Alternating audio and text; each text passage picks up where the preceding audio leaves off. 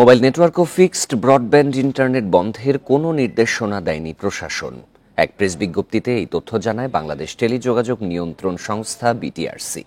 বিজ্ঞপ্তিতে জানানো হয়, খাগড়াছড়ির দীঘিনালায় বৃহস্পতিবার দিনভর সংঘর্ষের কারণে সামিট কমিউনিকেশন ও বিটিসিএল এর অপটিক্যাল ফাইবার কাটা পড়ে। এতে রবির ১৫০টির মধ্যে ১৬টি টাওয়ার বিচ্ছিন্ন হয়ে পড়ে। পরে শুক্রবার ১৪টি মেরামত করা হয়। অন্যদিকে রাঙামাটিতে বিদ্যুৎ বিচ্ছিন্ন সহ নানা কারণে ২৯টি টেলিটকের টাওয়ার বর্তমানে অসচল রয়েছে।